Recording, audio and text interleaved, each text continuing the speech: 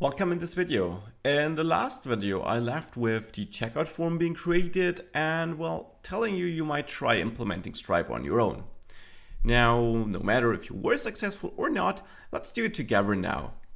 I'm back on the Stripe page here in the documentation, but I also signed into Stripe on another tab. So make an account, create an account and sign in. Make sure to leave your environment up here being set to test, which basically allows you to send test charges, which won't cost you anything. Of course, you don't earn anything too. And which also allows you to use any credit card numbers as long as they have the right amount of digits, but you don't have to use real credit card data. And that, of course, is great for testing. So as you see, I already did some test charges here, but overall, this is a pretty new account. And one important thing is on this dashboard here on this Stripe backend, what you want to have a look at is if you go to your account and then to account settings, you will have this APIs key link here. And here you will see the test keys, which you will need. You also see the live keys, which are blurred out on my machine here. But the test keys are the ones you will need to place in your JavaScript code later on. The publishable key, which you will need in your JavaScript code in order to, connect to Stripe there. But since everyone will be able to see this key, well, this of course is not secret. This is okay if other people see that key. This test secret key, which also is blurred out here, however, has to be secret and will later on be stored in your PHP code, which runs on the server and therefore is not visible to everyone. This will be the key which finally is required to make a charge and to make sure that, not anyone having access to this key is able to charge, any credit card he found or anything like that. So you will work with those two keys, and I will come back to that when we use them, just so that you know where to find them. It's in the Your Account settings here. So this is the account, but back to the documentation for now. As I already explained in the last video, we have this two-step process where we first verify the credit card data and so on with JavaScript, and we will send the request to the Stripe servers, and the Stripe servers will hopefully tell us that the data is valid, and it will give us back a token, which we then send to our own Laravel PHP code. And with that token, we can then issue a charge or make a charge. But we do that from our PHP code, not through JavaScript. Because with the PHP code, we will send this secret key and basically then tell Stripe to not only verify the data, but use that verified data to make a charge. So I hope that is clear how all of that works together. Now, in order to do all that, I navigated to the API libraries page here on the Stripe documentation. And here you'll find how to implement it on, all the different server-side languages, including PHP. Well, as you see, it's all about adding this single line to Composer. So let's do this. I will copy it, head over to my project, and then in the composer.json file here, in the require field here, where I basically set up which packages I require or which I need in this application, I will add the line I just copied. So I need the Stripe SDK basically.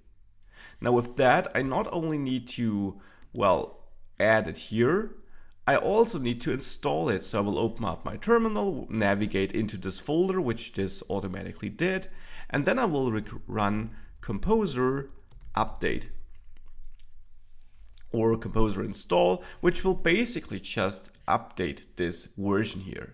Now this will take a couple of seconds and I'll be back once this is finished. So it's almost finished here, or now it is finished. Don't worry if here it updated a couple of packages. That's simply just because I used the update command, but it should still work. It also installed the Stripe package though, which of course is what I needed. So with that, I have access to the Stripe SDK on the PHP code, but I also, as I just said before, need to implement the Stripe JavaScript package in order to have this first step of validating the user input. So let's go back to the Stripe documentation and click on Stripe.js, which is this front-end related package you will need. Now here you will see that we have to include it like this. So I will copy this import here, which leads to a CDN. You don't have to download anything. Then head over to your code, and in the checkout.blade.php file, at the very bottom, after closing the content section, and I will close my terminal here since I don't need it anymore. After this section here, I want to enter a new section, scripts, and I'll close it here too. Now if we have a look at our layout, our master layout, you see we have this scripts hook here, which allows me to add some script imports to individual pages, like the checkout page here.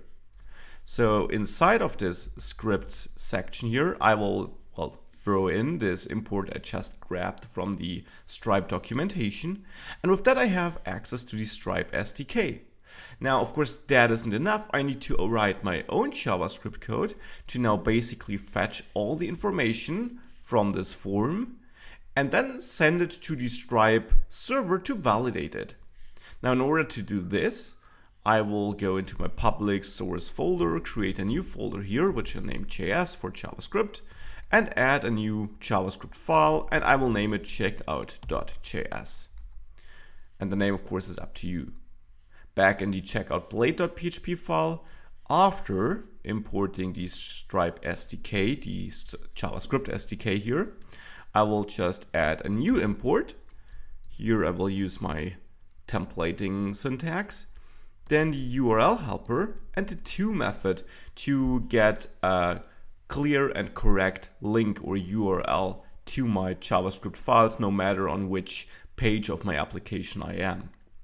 So here I want to enter source/js.checkout.js, because keep in mind, this path here has always to be seen from the public folder, not from this resources folder, because in the end on the server, your view will be rendered in the public folder kind of. So therefore the path is source.js, checkout.js. Of course, I'm not doing anything in that file yet, but I will so shortly. So what do I want to do here? Well, let's go back to the Stripe documentation. It tells me that I first should set my publishable key, this one here. Now I need to set this key, and by the way, the documentation is really clever. This key here should already be the correct key here. So as it says here, we pre-filled this example with your test API key. So therefore, this is already the line you may copy if you are logged in.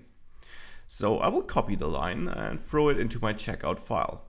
Now, why do I need this key? Well, in order to kind of identify with the Stripe servers, send the credit card data, and then they will give me a token which takes this key into account, so kind of an encrypted version of that, if you want to put it like this.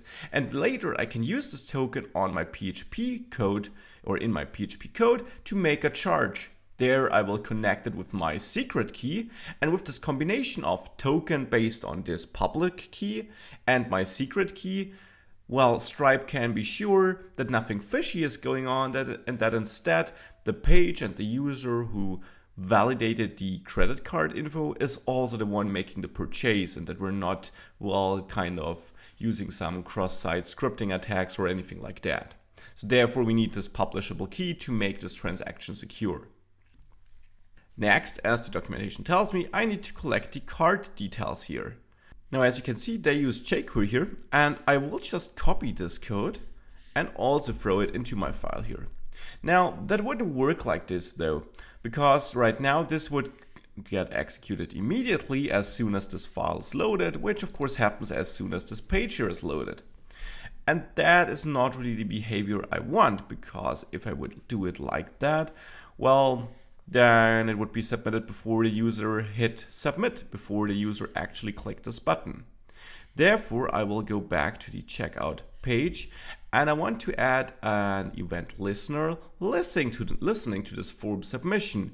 And then, as I said in the last video, stop the form submission, instead execute this code, make sure that this code is, well, run, that the credit card number is validated, and once we got an answer from Stripe, then I want to continue with the form submission. So that's how the process should look like, and that's how I will set it up here. But first, let's make sure that all these IDs here, or all these values we use here, are actually correct. And I can already tell you they are not, because in the Stripe.js example here, we're using class names. However, in my view, I'm using IDs, not class names. So I need to adjust that, and I will adjust it right now. So the number actually has an ID of card number, but I need a hashtag since it is an ID. The CVC code is also hashtag card CVC. Expiration month is hashtag card expiry month. And again, just check out the ID names being set up here in this form, right? Just using these. The expiration year is hashtag card expiry year. So, well, using IDs all over the place. And the address here is not something we need.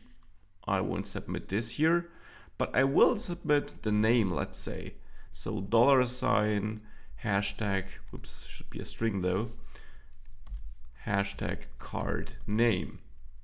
Of course, also use the val function here, which is a jQuery function, right, to get the value of this input field.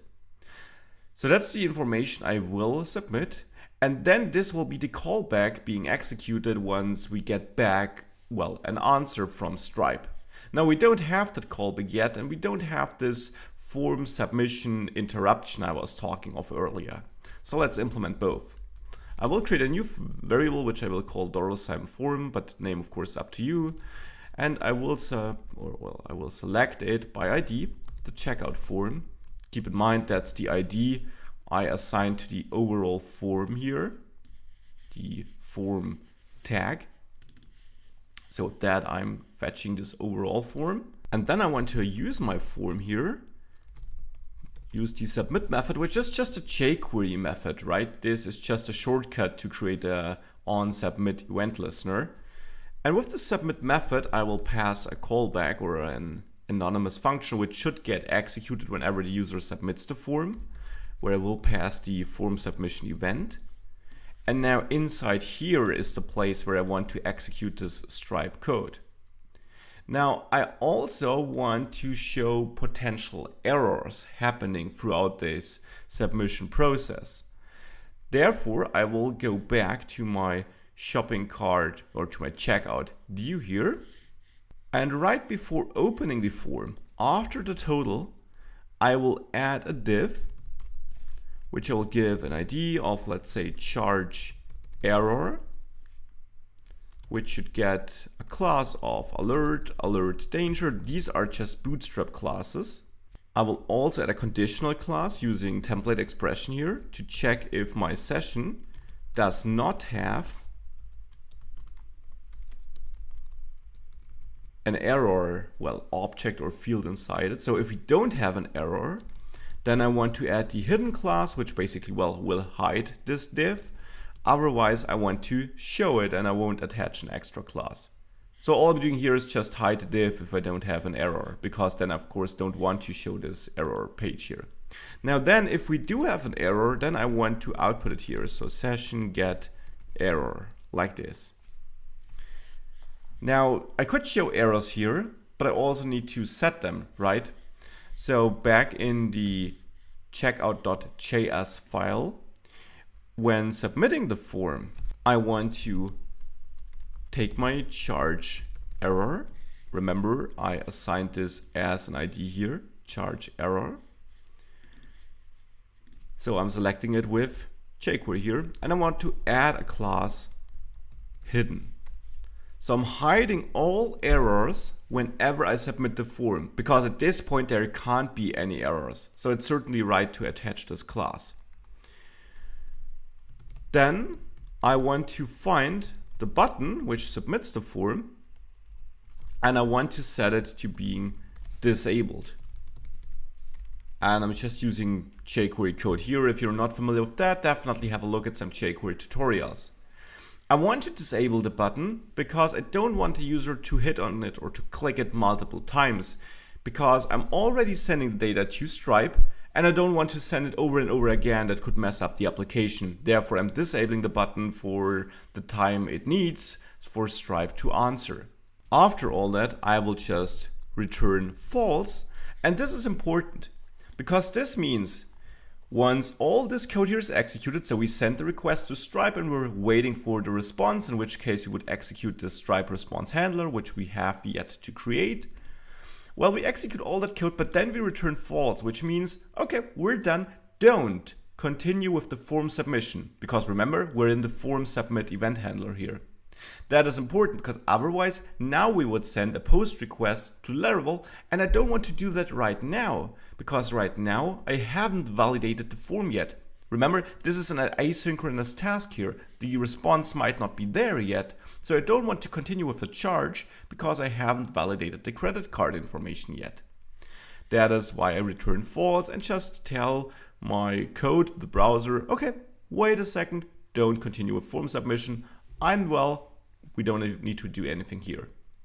Well, the place where we do need to do things is of course the Stripe response handler. So I will create it, Stripe response handler. And this handler actually takes two arguments, a status and a response.